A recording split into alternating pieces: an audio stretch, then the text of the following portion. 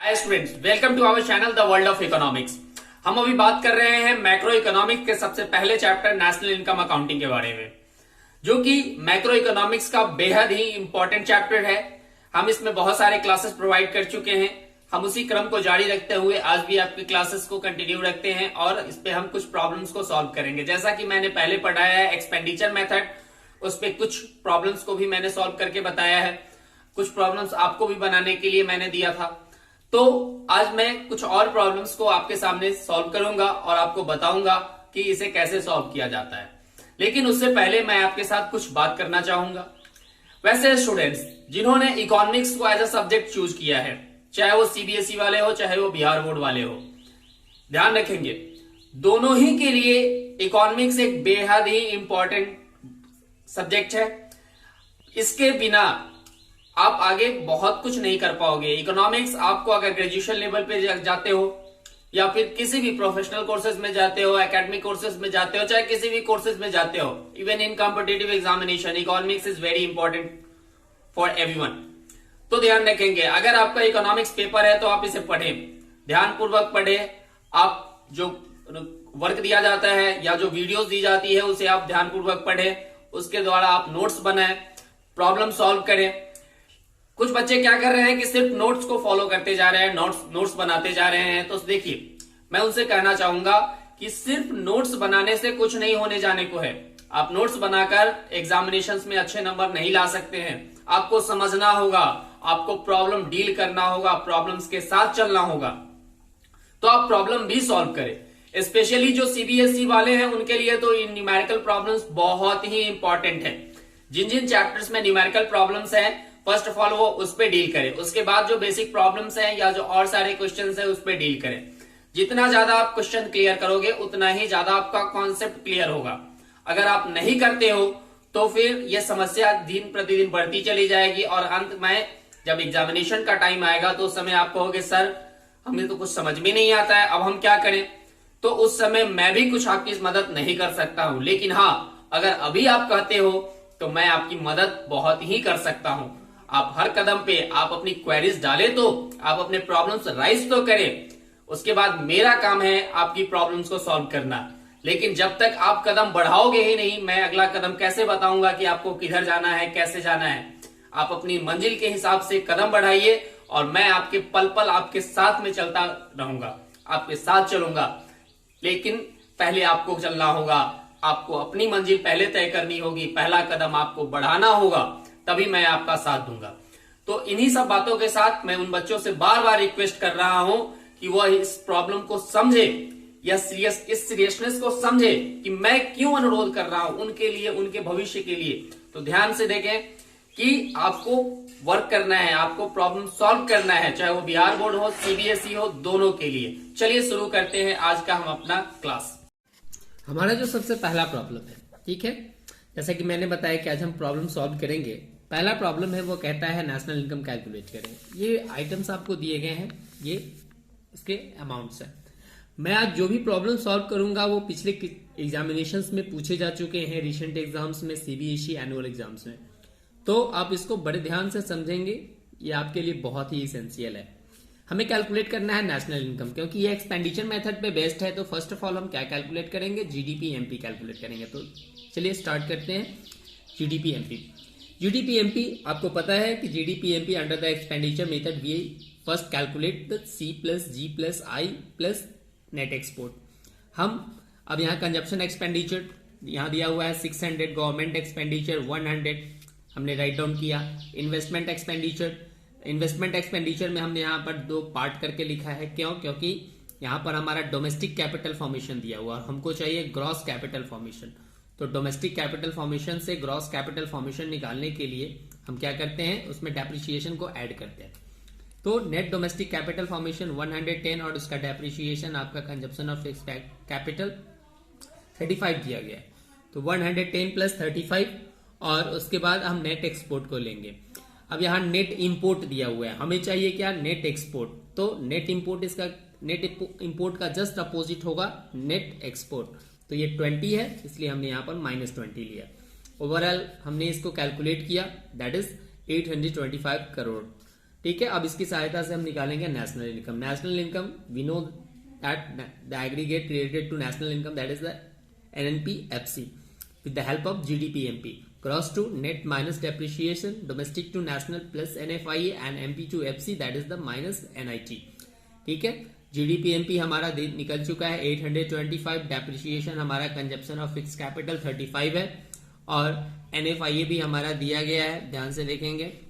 Net factor income to abroad है क्योंकि हमको फ्रॉम अब्रॉड चाहिए तो नेगेटिव वैल्यूज आ जाएगा यानी कि -5 और NIT का फॉर्मूला होता है, अगर NIT है तो ठीक है, नहीं तो IT माइनस सब्सिडी। तो IT हमारा 120 है, सब्सिडी 20 है। हमने यहाँ पर डाला, इसको फिर से हमने सॉल्व किया तो 825 ये दोनों को ऐड कर लिया 40 और इस दोनों का सब्ट्रैक्ट किया है हमारा 100 आ गया। ओवरऑल हमारा आंसर 685 आ गया। तो इस तरीके से ये सॉल्व हो गया। चलिए हम दूसरे प्रॉब्लम की बात करते हैं। दूसरे प्रॉब्लम में हमें कैलकुलेट करना है NDP-FC। अगेन वैसा ही पार्टिकुलर्स या आइटम्स दिया गया है। चलिए क्योंकि एक्सपेंडिचर मेथड पे बेस्ट है तो आप सबसे पहले क्या निकाले, GDP-MP निकाले। GDP-MP कैसे निकालेंगे, तो वही सेम फॉर्मूला है। अब कंजप्शन एक्सपेंडिचर आपको ढूंढना है तो यहाँ private consumption expenditure 300, government consumption expenditure 100 और net gross domestic capital formation. तो यहाँ पर ग्रॉस फिक्स्ड कैपिटल फॉर्मेशन है, याद रखेंगे। फिक्स्ड जब दिया हो तो उसमें चेंज इन स्टॉक जुड़ता है। चेंज इन स्टॉक कैसे निकलेगा, तो closing stock minus opening stock. तो यहाँ पर फिक्स्ड कैपिटल फॉर्मेशन 50 और चेंज इन स्टॉक क्या हो जाएगा, क्लोजिंग माइनस ओपनिंग 0। ठीक है, तो इस तरीके से आप निकाल लेंगे इसको 50 प्लस 0 और उसके बाद नेट एक्सपोर्ट।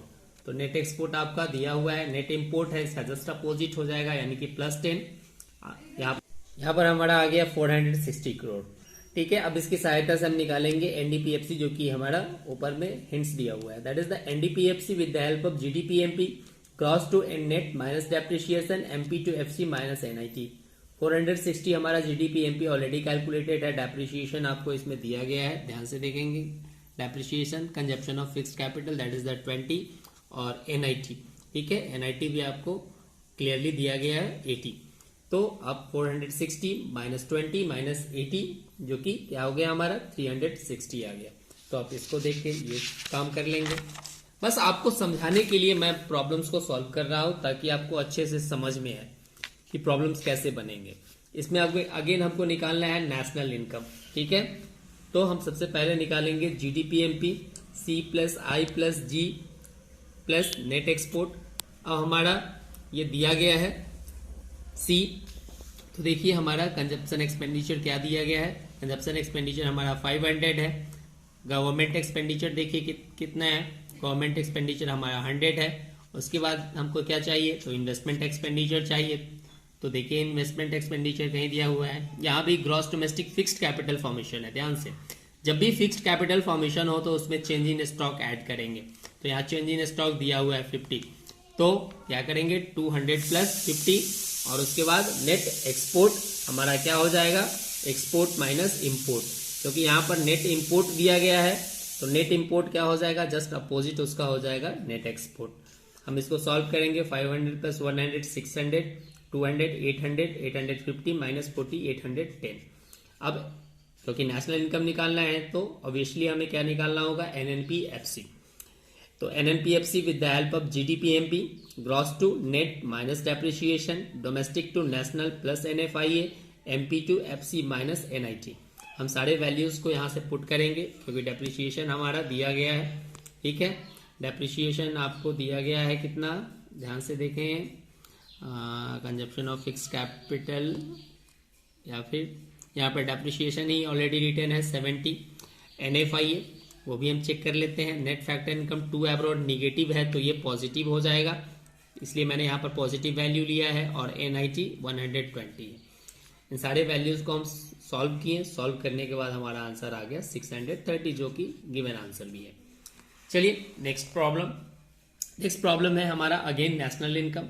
ठीक है, अब इसमें वेरियस आइटम्स है। चलिए GDP-MP निकालते हैं सबसे पहले। GDP-MP equals to C plus I plus G plus net export. हमने कंजप्शन एक्सपेंडिचर यहाँ हमारा 700 दिया हुआ है, गवर्नमेंट एक्सपेंडिचर 200 दिया हुआ है और इन्वेस्टमेंट एक्सपेंडिचर, क्योंकि यहाँ फिक्स्ड कैपिटल फॉर्मेशन है तो इसमें चेंज इन स्टॉक ऐड होगा, तो यहाँ देखेंगे 300 प्लस 30, ठीक है, तो 330 ये हो जाएगा। और उसके बाद नेट एक्सपोर्ट, यहाँ पर क्योंकि नेट इंपोर्ट दिया हुआ है तो जस्ट इसका अपोजिट हो जाएगा नेट एक्सपोर्ट, तो ये हो गया -60। सॉल्व किए, ये आ गया हमारे पास 1170 crore.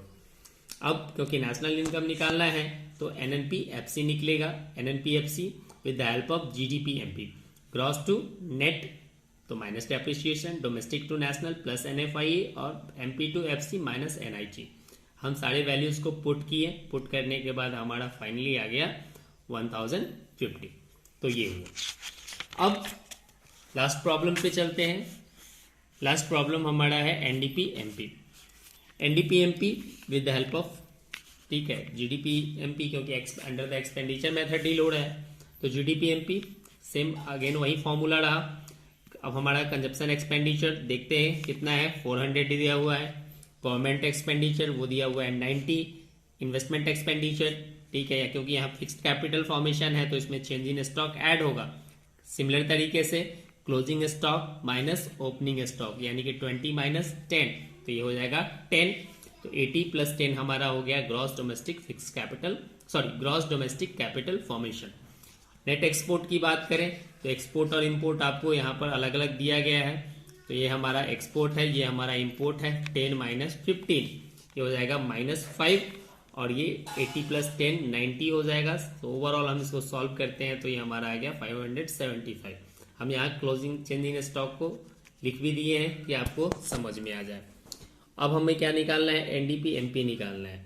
NDP-MP with the help of GDP-MP, तो ग्रॉस टू नेट, बाकी सारे सिमिलर हैं, तो माइनस डेप्रिसिएशन आपको दिया गया है 25। अब देखें कंजप्शन ऑफ फिक्स्ड कैपिटल 25, हम इसको यहाँ पर वैल्यू पुट किए, हमारा आंसर आ गया 550। तो इस तरीके से आप सारे प्रॉब्लम्स को सॉल्व कर सकते हैं।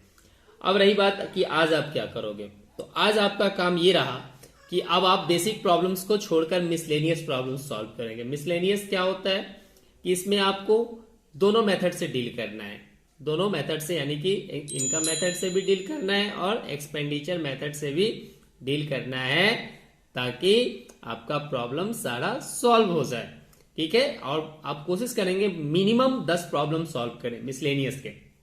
ये आप पर अब डिपेंड करता है कि आप 10 करते हो या नहीं करते हो। इसके बारे में मैं बहुत कुछ नहीं कहूंगा, क्योंकि अब आपको पढ़ना है, ये आपके लिए एसेंशियल है। तो आप क्या करें, जो भी बुक आपके पास अवेलेबल है उस बुक से आप 10 मिसलेनियस प्रॉब्लम सॉल्व करें, जो कि बेस्ड इनकम मेथड से भी और एक्सपेंडिचर मेथड से भी हो, क्योंकि दोनों मेथड मैंने पहले ही डिस्क्राइब कर दिया है। तो अब ये आपका काम है, आप इसे अपना समझकर करें, सेल्फ इंटरेस्ट को लेकर करें, ना कि सोशल इंटरेस्ट के बारे में सोचें। आप सेल्फ इंटरेस्ट से सॉल्व करेंगे। मैं आशा करता हूं कि आप मेरी बात समझेंगे, मेरी बातों को फॉलो करेंगे, ठीक है। बस आज हम इतना ही रहने देते हैं। कल हम फिर नेक्स्ट मेथड की बात करेंगे, जो कि हमारा अंतिम मेथड है, आउटपुट मेथड और प्रोडक्ट मेथड, और उसके बाद कुछ और पॉइंट्स होंगे जिससे हमारा चैप्टर कंप्लीट हो जाएगा। तो तब तक के लिए इतना ही। आप घर पे रहें, सुरक्षित रहें। Okay, take care, bye.